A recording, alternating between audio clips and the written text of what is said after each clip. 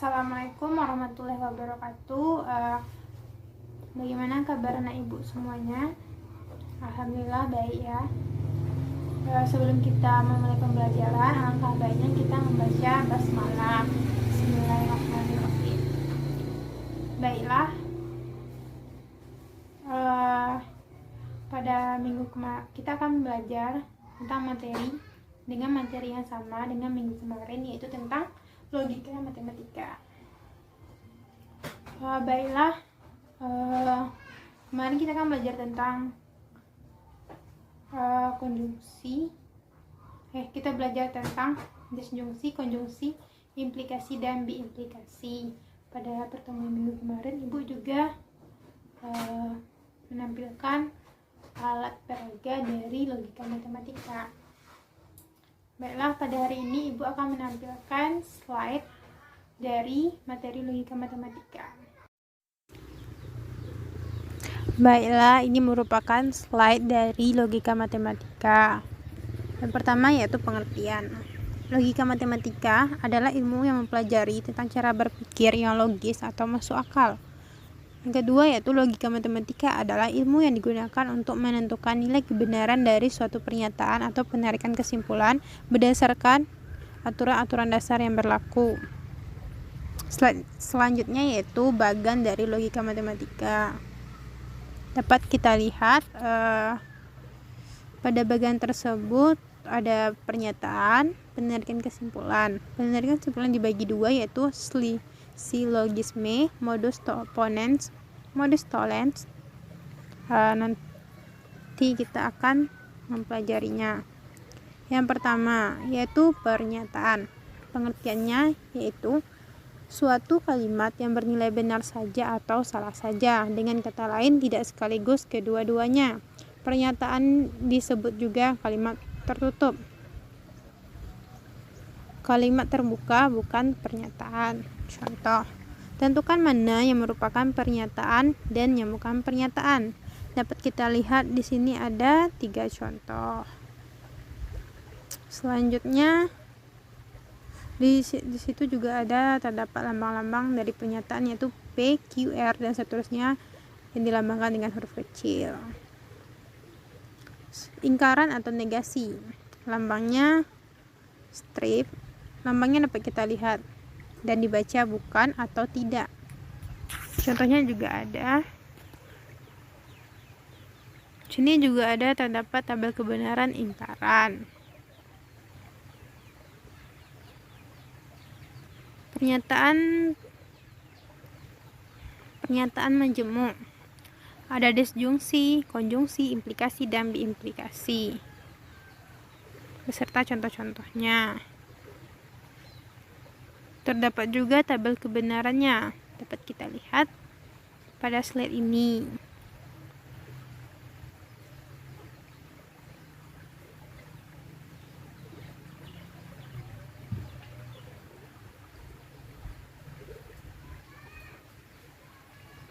Dalam implikasi terdapat inverse, converse, kontraposisi, dan ingkaran.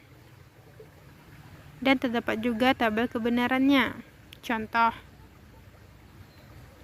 tentukanlah converse, inverse, kontraposisi, dan ingkaran dari pernyataan. Jika ABCD persegi, maka sisi-sisinya sama panjang. Diketahui P sama dengan P adalah ABCD persegi dan Q adalah sisi-sisinya sama panjang. Jawab.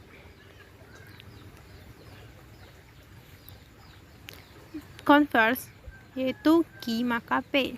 Jika sisi-sisinya sama panjang maka ABCD persegi. Inversenya yaitu negasi dari converse. Jika ABCD bukan persegi maka sisi-sisinya tidak sama panjang.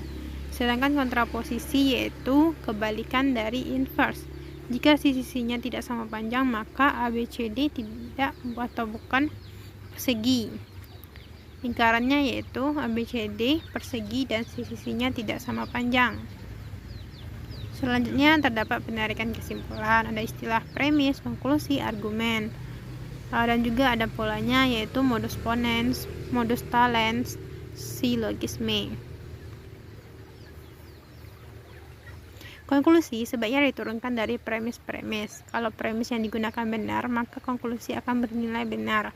Keabsahan argumen dapat ditunjukkan dengan bantuan tabel kebenaran. Nah, di sini juga terdapat contohnya. Yang kedua yaitu pola penarikan kesimpulan. Yang tadi ada 3 pola. Yang pertama modus ponens. Premis 1 P maka Q, premis 2 P maka konklusi atau kesimpulannya Q. Dapat dibaca jika diketahui P maka Q benar dan P benar, maka disimpulkan Q benar. Ada juga modus tollens. Premis 1 P maka Q, premis 2 negasi Q. Konklusi atau kesimpulannya yaitu negasi P.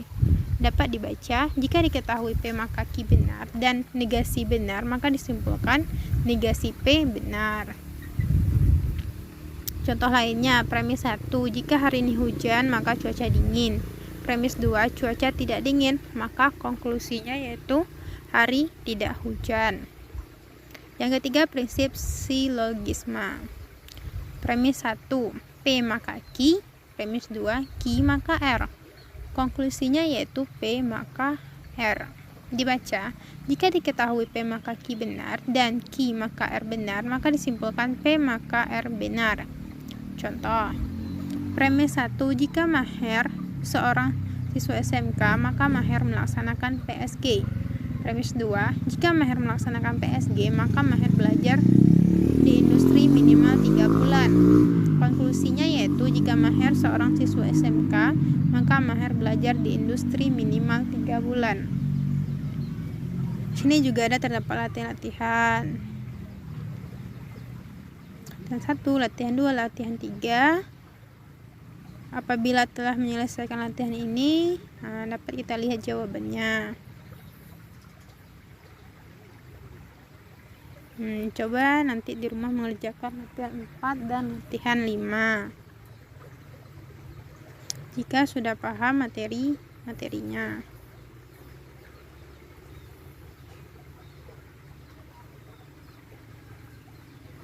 Ini juga ada contoh-contohnya. Dan coba dikerjakan latihan 6 ini. Baiklah, itulah slide yang Ibu tampilkan. Baiklah, itulah slide yang telah Ibu tampilkan tentang logika matematika. Di dalam slide tersebut terdapat latihan. Slide-nya dibaca. Setelah itu kerjakan latihan-latihannya. Sekarang kita akan mencoba menjawab latihan-latihan dari slide tersebut, yaitu latihan 6, ada nomor 1 dan ada nomor 2. Yang pertama latihan 6 nomor 1, kita akan mencoba menjawabnya. Jika P1 berbunyi, jika hari ini hujan maka tanah menjadi basah. Bisa kita lambangkan atau bisa kita ini bisa kita sebut dengan, jika hari ini hujan disebut dengan P, maka tanah menjadi basah, yaitu Q. Jika tanah menjadi basah, ini juga Q, maka tanah menjadi licin, yaitu R. Kita akan kesimpulannya. Yang pertama P1, P maka Q, P2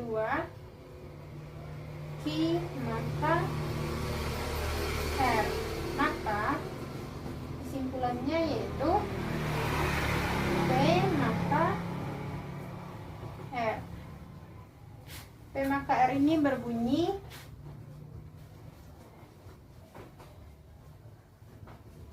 jika hari ini hujan maka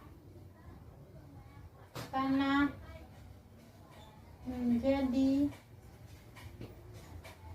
licin. Oke, apakah sudah paham? Baiklah, kita akan lanjut dengan Contoh soal yang kedua. Jika Paryo rajin bekerja, maka ia mendapat reputasi kerja yang baik. Jika Paryo memiliki reputasi kerja yang baik, maka karirnya akan meningkat dengan cepat. Ternyata karir Paryo tidak meningkat. Apa kesimpulannya?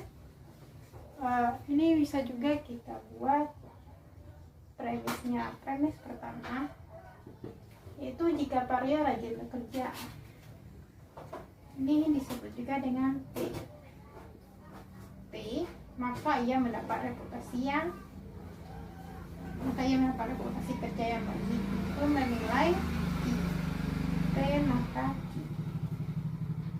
jika Paryo memiliki reputasi kerja yang baik, itu premis 2, yaitu juga bernilai Q, maka karirnya akan meningkat dengan cepat, yaitu R. Dengan cepat, ternyata karir Paryo tidak meningkat.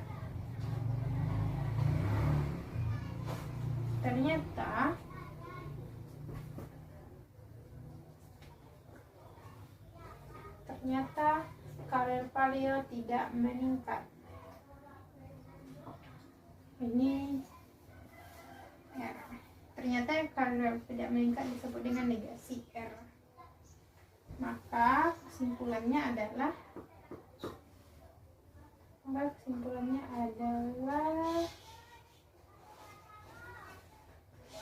Paryo negasi P dapat dibaca dengan jika Paryo tidak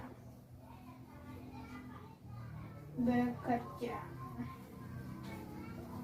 Itulah konklusi dari nomor 2. Apakah anda semua sudah paham? Alhamdulillah. Apabila masih belum paham, silakan dibaca lagi slide-nya atau catatannya kembali dan cobalah mengerjakan alternatifnya.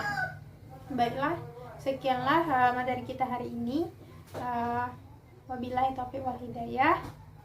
Assalamualaikum warahmatullahi wabarakatuh.